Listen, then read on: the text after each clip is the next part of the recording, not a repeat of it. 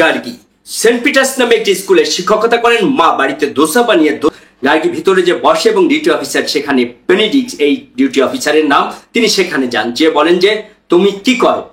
তখন গার্গী বলে যে আমি সেটি বলতে আসিনি, আপনি আমার বলেন আমার বাবা কোথায় আছে। তারপরে পুলিশ অফিসার জানতে চায় যে তুমি কি করো। গার্গী সেই পুলিশ অফিসারকে জানায় সে একটি প্রাইভেট স্কুলে শিক্ষকতা করে। তখন সেই পুলিশ অফিসার বলে কত বছর ধরে এই শহরে তোমরা আছো। গার্গী জানায় যে 8 বছর ধরে তারা এই শহরে আছে। বলে দ্রুত তোমার বোন এবং মাকে নিয়ে এই শহর ছেড়ে তোমরা বেরিয়ে যাও। গার্গী বলে কেন আমরা এই শহর ছেড়ে চলে যাব। তখন পুলিশ অফিসার জানায় যে তোমার বাবা একজন ধর্ষক, তোমার বাবা ধর্ষণ মামলার আসামি। তখন গার্গীর মধ্যে আরো একটি অনাকাঙ্ক্ষিত ঘটনা ঘটে। একজন মারে গার্গী কান্নায় ভেঙে পড়ে।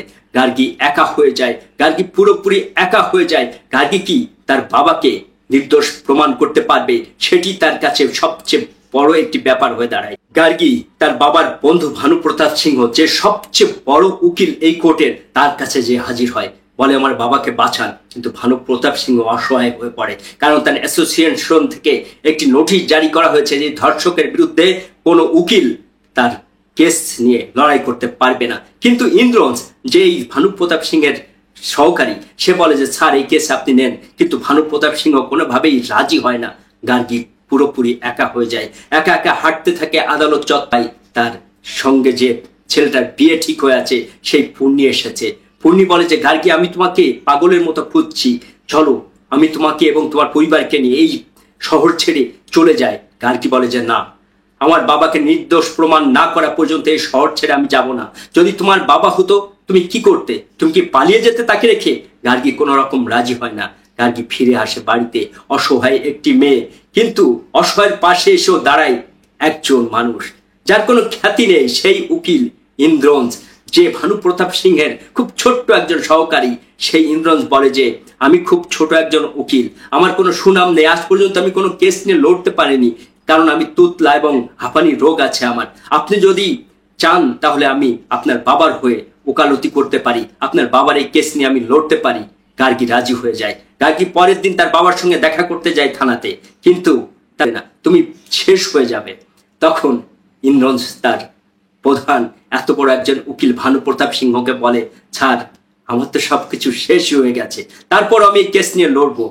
এই কেস আদালতে ওঠে এবং সেখানে আমরা দেখতে পাই যে আদালতে সবচেয়ে বড় উকিল, রাষ্ট্রের যে পিপি, সে দাঁড়িয়েছে মাত্র 9 বছরের একজন মেয়ে যে ধর্ষণের শিকার, দাঁড়িয়েছে ব্রহ্মানন্দের পক্ষে।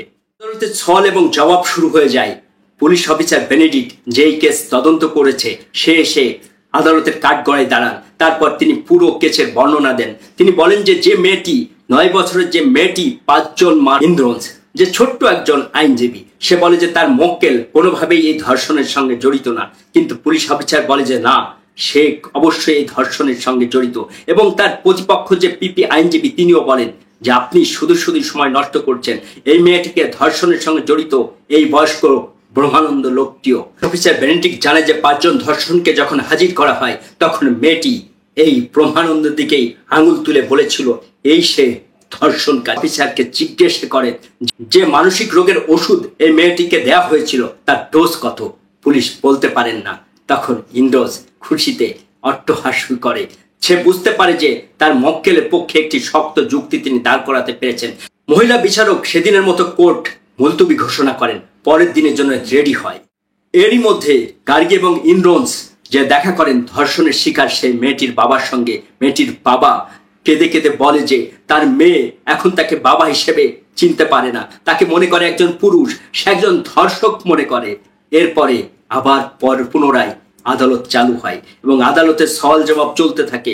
সেখানে সে ইন্দ্রন্স ওই যে মেয়েটির বাবার সঙ্গে দেখা করেছিল, সেখানে যে মোবাইল ফোনে একটি ডিজিটাল সাক্ষাৎকার নিয়ে আসে গোপনে, সেটি আদালতে উপস্থাপনা করে, সেটি সাক্ষ্য হিসাবে উপস্থাপনা করে এবং সে প্রমাণ করে যে মেয়েটি একটি এত পাওয়ারের ওষুধ খেয়েছিল যেটি খেলে পারে মানুষ স্বাভাবিক কথাবার্তা বলতে পারেন না। তখন মানুষ অনেক ভুলভাল কথা বলে। মেয়েটি ভুল করে এই ব্রহ্মানন্দের দিকে আঙুল তুলেছিল যে সে একজন ধর্ষক। এরপরে আদালত এই ব্রহ্মানন্দের বেল দিয়ে দেয়, মানে জামিন নিয়ে গার্গী বাড়ির দিকে রওনা হয়। আজ তার মনে অনেক আনন্দ, বাবার ঘাড়ে সে মাথা রাখে। কত আনন্দ নিয়ে আজকে বাবাকে সে বাড়িতে নিয়ে যাচ্ছেন, কত কষ্ট করেছেন, কত লড়াই করেছেন বাবার জন্য, সেই বাবা আজ ফিরে এসেছে। সেই বাবাকে নিয়ে বাড়িতে আসে। বাবার বন্ধু যে সিকিউরিটি গার্ড একই অ্যাপার্টমেন্টে চাকরি করেন, সে দেখা করতে আসে। দুই বন্ধু মিলে অনেক হাসি তামাশা করে। দুজনের মধ্যে সেই পুরোনো দিনের অনেক কথা হয়। তখন গার্গী নারকেল কুড়াচ্ছিল, কারণ দোসা বানাবেন বাবার জন্য। বাবার বন্ধু এসেছে তার জন্য। তারপরে সেখানে এসে হাজির হয় বাবার বন্ধু ছ্যান্ড্রার বাবা। সে এসে কথায় কথায় জানায় যে ছ্যান্ড্রা নিজের ইচ্ছাতেই বিয়ে করেছে। সে ছ্যান্ড্রাকে অনেক মেরেছে। ছ্যান্ড্রার জন্য সে একটা খুব ভালো পাত্র ঠিক করেছিল। সে যে ব্যাংকে চাকরি করে তাকে বিয়ে না করে ছ্যান্ড্রা তার মুখের উপর বলে দিয়ে বাবার দিকে। গার্গীর বাবা হাত জোর করে বলে, গার্গী, তুমি আমাকে মাফ করে দাও বেটি, তুমি আমাকে মাফ করে দাও। আমি তোমাকে মিথ্যে বলেছিলাম, আমি ধর্ষক। গার্গী তার বাবাকে পুলিশের কাছে সামনের দিকে এগিয়ে যায়। হ্যালো দেশ এবং প্রবাসের প্রিয় বন্ধুরা, জানি না কেমন লাগলো এই গল্প আপনাদের। এরকম আরো ভিডিও দেখতে আমার এই চ্যানেলটির সঙ্গেই থাকুন। সবাই ভালো থাকুন, সুস্থ থাকুন, নিরাপদে থাকুন।